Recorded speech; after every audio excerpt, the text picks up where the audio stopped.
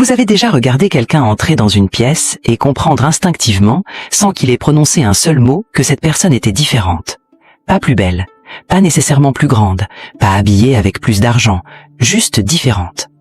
Quelque chose dans la façon dont elle occupait l'espace, quelque chose dans le rythme de ses mouvements, quelque chose d'indéfinissable qui faisait que les regards se posaient sur elle naturellement, presque malgré eux. Vous avez observé ça, et vous vous êtes peut-être demandé « Qu'est-ce que cette personne sait que je ne sais pas ?» Je vais vous répondre.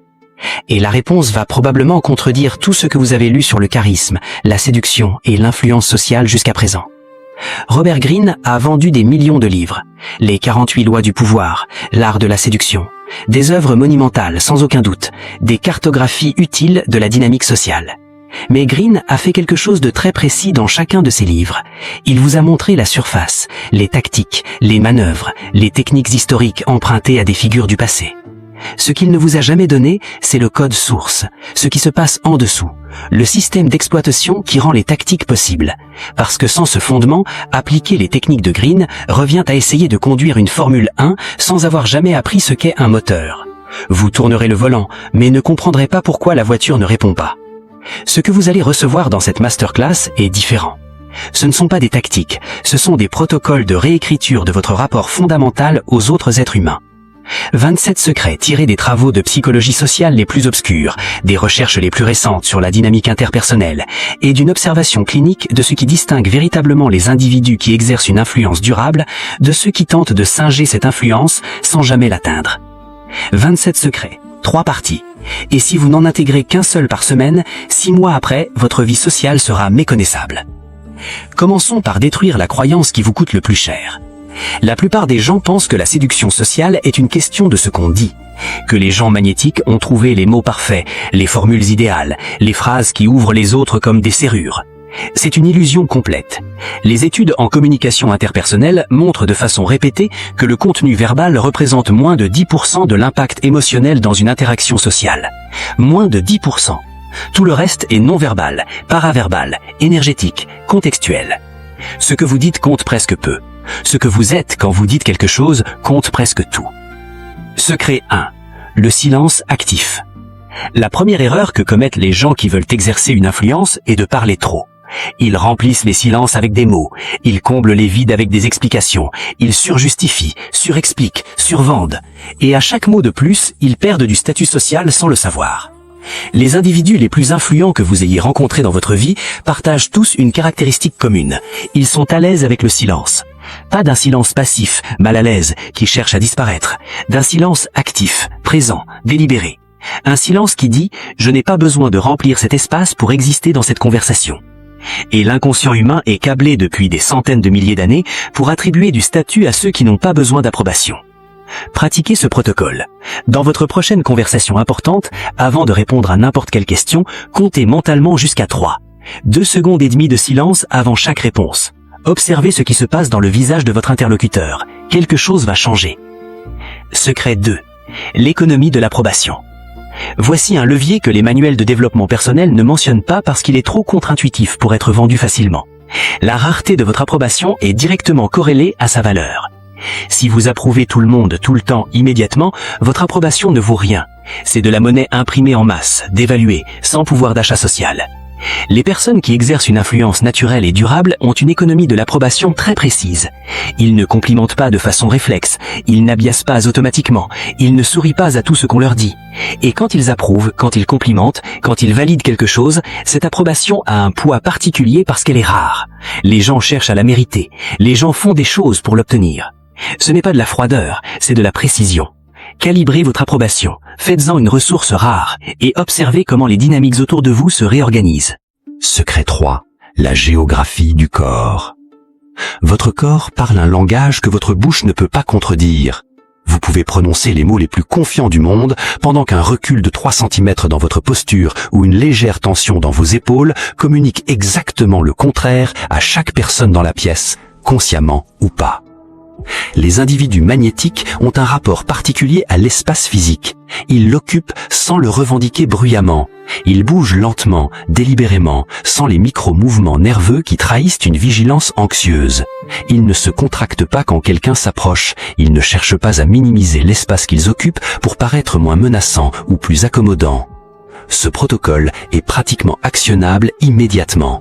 Ralentissez tous vos mouvements de 20%. Pas de façon théâtrale, juste un léger ralentissement délibéré. Les mouvements lents signalent à l'inconscient de l'autre que vous n'êtes pas en mode réactif, pas en mode fuite ou combat, vous êtes en mode choix.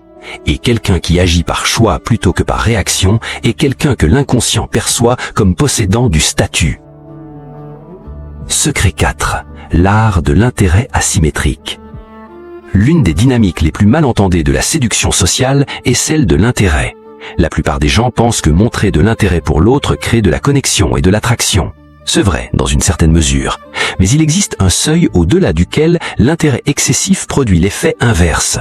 Quand vous montrez plus d'intérêt pour quelqu'un qu'il n'en montre pour vous, vous créez un déséquilibre de statut. Vous vous positionnez comme le demandeur dans cette relation. Et le demandeur, dans tout échange social, a moins de pouvoir que celui à qui on demande. Les individus qui exercent une attraction naturelle maintiennent une légère asymétrie dans leur intérêt. Ils sont genuinement curieux des autres, mais cette curiosité ne les rend jamais dépendants. Ils peuvent partir, ils peuvent se désintéresser. Cette possibilité de désintérêt, même subtile, même non-verbale, est l'un des leviers les plus puissants de l'attraction sociale.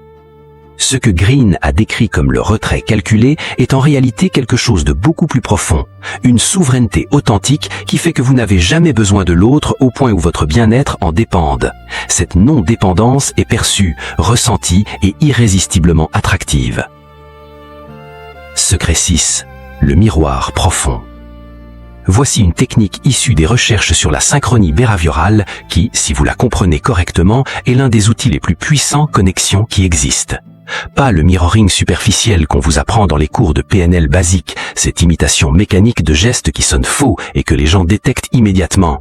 Quelque chose de beaucoup plus subtil. Le miroir profond consiste à synchroniser votre rythme intérieur avec celui de l'autre personne. Pas ses gestes, son rythme. Si elle parle lentement, vous ralentissez légèrement. Si elle est dans un état d'énergie haute, vous montez légèrement le vôtre.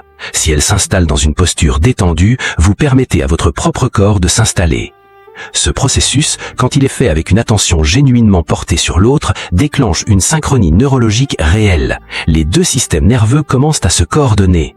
La personne en face de vous ressent quelque chose qu'elle ne peut pas nommer, une forme de reconnaissance, une sensation d'être comprise à un niveau qui dépasse les mots. Et cette sensation est l'une des plus puissantes que l'être humain puisse expérimenter dans une interaction sociale. Secret 6. La rareté stratégique de soi. Il y a un principe d'économie behaviorale qui gouverne tout le domaine des relations humaines. La rareté augmente la valeur perçue. Ce qui est abondant est peu désiré, ce qui est rare est convoité. La plupart des gens se rendent disponibles de façon excessive. Ils répondent aux messages dans les minutes qui suivent, ils acceptent toutes les invitations et font de la place dans leur agenda pour tout le monde et n'importe qui. Et par cette disponibilité permanente, ils signalent inconsciemment qu'ils n'ont rien de plus important à faire, qu'ils ne sont pas particulièrement demandés, que leur temps et leur présence sont des ressources abondantes, donc peu précieuses. Les individus qui exercent une attraction sociale naturelle ont un agenda qui existe, des priorités qui sont réelles, un temps qui n'est pas systématiquement disponible, non pas de façon calculée et artificielle pour jouer un jeu, mais parce qu'ils ont effectivement une vie riche et des engagements qui comptent pour eux. La rareté authentique de votre présence est l'un des leviers les plus puissants de la désirabilité sociale. Elle ne se joue pas, elle se construit en ayant réellement une vie qui mérite votre propre présence. Secret 7. L'identité narrative. Les êtres humains ne réagissent pas aux faits, ils réagissent aux histoires. Depuis 200 000 ans, notre cerveau est structuré autour du récit comme mode principal de traitement de l'information et de construction de sens. Les faits passent par le néocortex et sont évalués rationnellement. Les histoires contournent cet évaluateur rationnel et s'implantent directement dans les structures émotionnelles. Les individus qui exercent une influence durable ont compris ceci. Ils ne présentent pas des faits sur eux, ils construisent et racontent une identité narrative. non pas de façon fabriquée, mais avec une conscience de comment ils se présentent, comment ils cadrent leurs expériences, comment ils relient les événements de leur vie dans une trame qui leur confère une cohérence et une signification particulière. Votre identité narrative n'est pas ce que vous avez fait, c'est comment vous interprétez ce que vous avez fait, comment vous le reliez à ce que vous devenez et ce vers quoi vous allez. Deux personnes peuvent avoir vécu exactement les mêmes expériences et avoir des identités narratives radicalement différentes, selon comment elles structurent leur récit. Les personnes qui captent l'attention et l'imagination des autres ont une narrativité qui est à la fois cohérente et mystérieuse. On comprend qui elles sont, mais on sent qu'il y a encore quelque chose à découvrir. Cet équilibre entre révélation et mystère est l'un des fondements de l'attraction durable. Secret 8. Le regard qui retient. Les neuroscientifiques ont documenté ce phénomène avec précision. Le contact visuel prolongé d'une seconde plus que la durée sociale standard déclenche une réponse physiologique mesurable dans le cerveau de l'interlocuteur. Une légère augmentation du rythme cardiaque, une activité dans les zones associées à la fois à la menace sociale et à l'attraction, un cocktail neurochimique particulier. Ce que les personnes magnétiques font avec le regard n'est pas de la technique. C'est une conséquence de leur attention genuinely portée sur l'autre. Quand vous regardez quelqu'un avec une présence totale, sans que votre attention soit ailleurs, sans que vous réfléchissiez à la prochaine chose que vous allez dire, sans que vous soyez distrait par un téléphone imaginaire dans votre poche, cette qualité de regard est perçue immédiatement. Et elle est rare. Dans un monde de présence fragmentée et d'attention dispersée, quelqu'un qui vous regarde vraiment est quelqu'un d'inoubliable. Pratiquez ce protocole. Lors de votre prochaine conversation, considérez que votre seule tâche est de comprendre vraiment ce que l'autre personne ressent et pense. Pas de répondre, pas de performer, juste de comprendre. Votre regard se transformera automatiquement. Ce que je vais partager dans cette partie est ce que j'appelle les leviers de deuxième niveau. Ceux qu'on ne voit pas dans les interactions de surface, ceux qui opèrent dans les couches profondes de la dynamique sociale, ceux qui font que certaines personnes n'ont pas besoin d'efforts apparents pour influencer, parce que leur influence est structurelle et non tactique. Secret 9. L'utilisation du nom. Dale Carnegie l'avait effleuré dans Comment se faire des amis. Mais ce qu'il a décrit ne représente qu'une fraction infime de ce que la neurologie du nom révèle. Quand quelqu'un entend son propre prénom prononcé par une autre personne, une zone spécifique du cerveau s'active qui ne s'active pas pour d'autres mots. Une zone associée à l'identité, à la reconnaissance du soi, à l'existence sociale. Mais voici ce que personne ne dit. La façon dont vous prononcez le nom de quelqu'un est aussi importante que le fait de le prononcer. Un nom prononcé avec une légère pause avant lui, avec un contact visuel maintenu, avec un débit légèrement ralenti, déclenche une réponse neurologique radicalement différente d'un nom balancé dans le flux ordinaire d'une phrase. Un signale l'habitude sociale, l'autre signale la reconnaissance réelle d'une personne comme individu singulier. Utilisez les noms, mais utilisez-les avec intention, avec présence, pas comme une technique, mais comme un acte de reconnaissance authentique. Secret 10. Le cadrage préalable. Avant que vous n'ouvriez la bouche dans n'importe quelle interaction importante, un cadre existe déjà. Ce cadre est constitué de toutes les informations que l'autre personne a reçues sur vous avant cette conversation. Votre réputation, votre allure, votre comportement dans les interactions précédentes, le contexte dans lequel vous vous trouvez. Et ce cadre préalable détermine à 80% comment ce que vous dites sera interprété. Robert Greene a parlé de réputation comme arme, mais il a omis quelque chose de critique. Le cadrage ne se construit pas seulement sur le long terme à travers la réputation. Il se construit dans les 30 secondes qui précèdent chaque interaction importante. Les personnes qui exercent une influence systématique gèrent consciemment leur cadrage préalable. Elles arrivent à l'avance pour s'installer et observer avant que l'interaction commence. Elles contrôlent les premières informations qu'elles laissent filtrer sur elles-mêmes dans un nouveau groupe. Elles comprennent que la première impression n'est pas un moment, c'est un processus qui commence avant la première phrase. Secret 11. L'asymétrie de l'information. L'information est un levier de pouvoir. Pas l'information que vous avez sur les autres, comme Greene l'a documenté dans ses stratégies, l'information que les autres ont sur vous. Plus précisément, la gestion stratégique de cette information.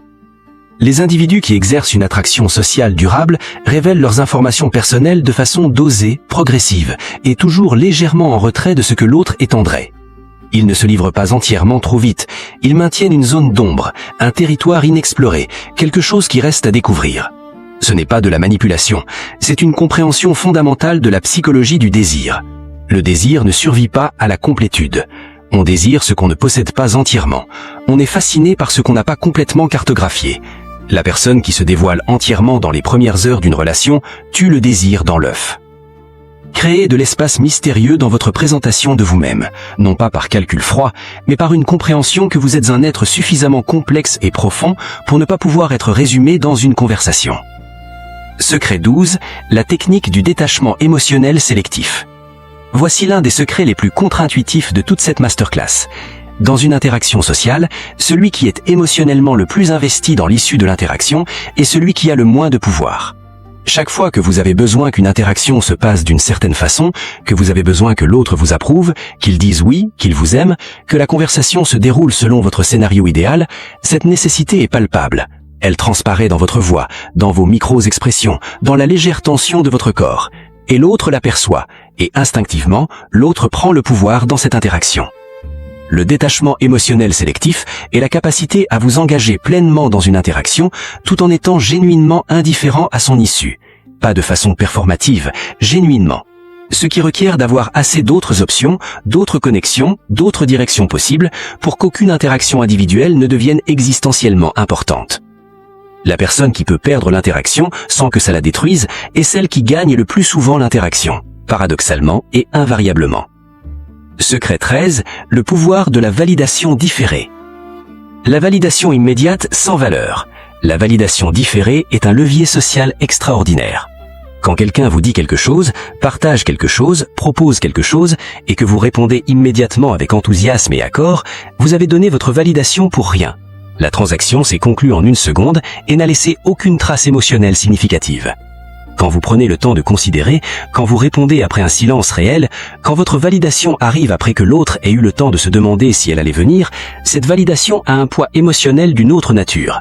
Elle a été gagnée, elle a créé une tension et une résolution. Et les états émotionnels créés par les tensions et leurs résolutions sont ceux dont les gens se souviennent.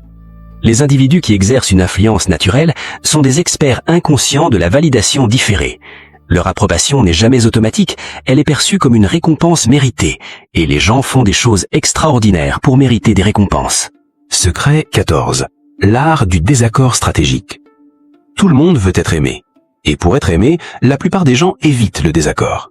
Ils acquiescent, ils valident, ils trouvent les points communs et s'y accrochent. Et ce faisant, ils se rendent parfaitement inintéressants. Le désaccord stratégique est l'un des leviers les plus puissants de la mémorabilité sociale. Quand vous exprimez un point de vue différent de celui de votre interlocuteur avec une assurance calme, sans agressivité, sans besoin de convaincre, vous déclenchez quelque chose dans son système. Une attention accrue, une activation cognitive, une forme de respect involontaire.